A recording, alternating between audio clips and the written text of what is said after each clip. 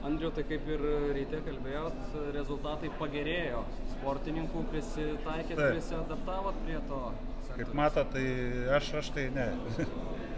Ne, kažkiek geriau, žinoma, kažkiek geriau, aišku, ne tiek geriau, kiek norėjau. Realiai tikėjausi, kad bent 66 metrus pavyks šiandien. Mes gal ir net buvau užsiminęs, man atrodo, ar jums, ar kolegoms, tai apie tai.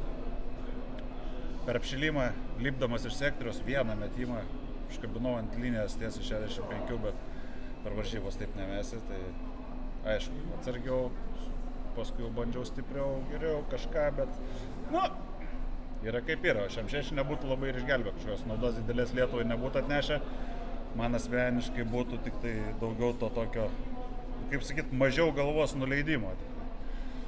O šiaip mano amžiui, mano situacijai, mano karjerai, tai kai nėra medalių, tai prižiūri žmonės į mane, neparveža gūdžius medalių, jau reikia eiti. Tai aš dabar sakau, pailsėsiu, ruošiuos olimpiadai, ar ten galima apie medalius galvoti. Tikrai šitą nesakysiu apie save dabar. Bet tikrai olimpiadai tikiuosi, kad pavyks 66 realizuoti ir gal pridėti kažką pliusą, tai būčiau dėl to labai patenkintas. Po kvalifikacijos sakėt, kad sektorius buvo slidus, dulkėtas, matėm, kad šlavė. Jis neslidus, jisai greitas labai, nes to pačio slydimo tokio kaip ir nėra, bet kojos labai greit. Pastatai koją ir jinai nori suktis iš karto. O būtent mano metimo technikai. Ir to ir reikia biškį prilaikyti. Man patinka tokie sektoriai, kur vos prasukt kojas eina.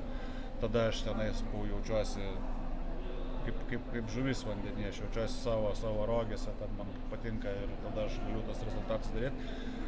Mano tokia antropometrija, taip aš mėtu tokią techniką, tai man kartais tokia pakiša koją sektoriai tokie, tai žinom, dar ir dabartinė nugarą situacija, tai toks, bet čia yra kaip yra, niekam neįdomu, varžovam neįdomu, žinot, būčiau numetęs 67, paėmęs medalį, nelabai ir kalbėtumėm apie tą, ką skauda, ko neskauda, sakytum, varom, gerai, dabar, irgi čia teisinis nėra ko, reikia dirbti, daryti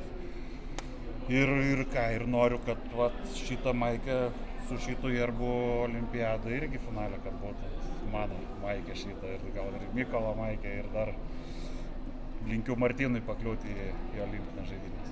Bent jau po pirmo metimo visų buvo prašluotas, tas sektorius atskundė. Tai aš kaip ir, žiūrėkit, kodėl Danielis nenumetė labai toli, kodėl ten, nežinau kaip ką Mykolas kalbės, čia kiti dalykai, bet aš mačiau kaip jisai šiaip mėto ir kažkaip čia mėtė, tai žinot, tai nebuvo pačios palankiausios sąlygos. Man vėlgi, sakau, būčiau geresnės fizinės savijautos, būčiau numetęs 67 irgi nebūčiau tam kažką sakyčiau. Prisitaikę, pasidarėm. Dabar sakyt, kad, jeigu jam gerai, matom, kompanija meta.